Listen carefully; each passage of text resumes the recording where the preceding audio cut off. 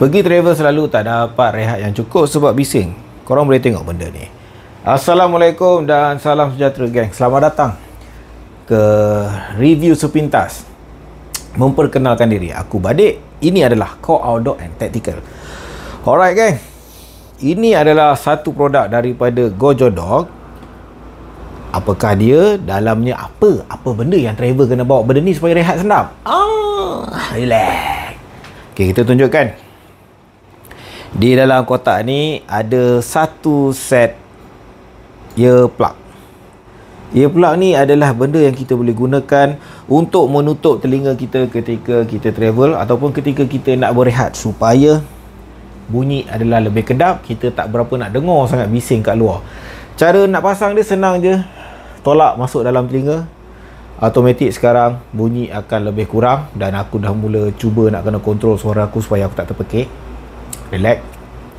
Nak cabut pun senang. Tarik o-ring dia dan kita boleh simpan semula. Barang ni dia best sebab yelah, bila kita cakap cocok kat telinga ni, orang akan cakap, oh hygiene bang, tak hygiene bang. So ini barang dia buat fully rubber dan kita boleh basuh dia, cuci dia, tak ada masalah.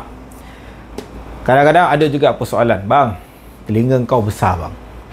Telinga aku ni cinggir kan, perempuan kecil, molek, mulus, gebung. Telinga aku kecil bang, takkan barang yang sama. Alright, akak, kok lah akak macam tu, jangan tengok video. Barang ni bila kita beli, dia datang dalam satu set dalam kotak tau. Dalam ni, dia terus bagi kita 3 lagi jenis saiz. Kita akan dapat XS, saiz S dan juga saiz L.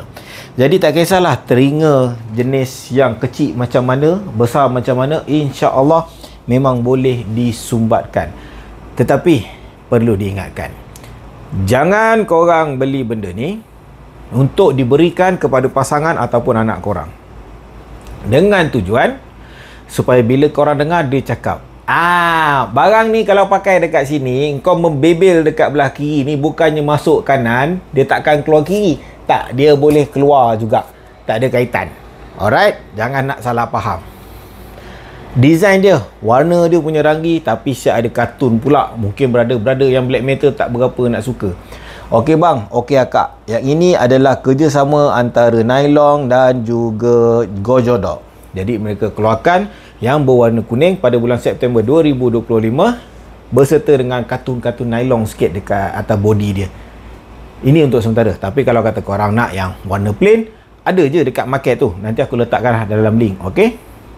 Siapa yang setuju pergi travel kena pakai benda ni, letakkan dekat bahagian komen. Kalau korang ada pendapat pasal produk ni, kongsikan juga di bahagian komen.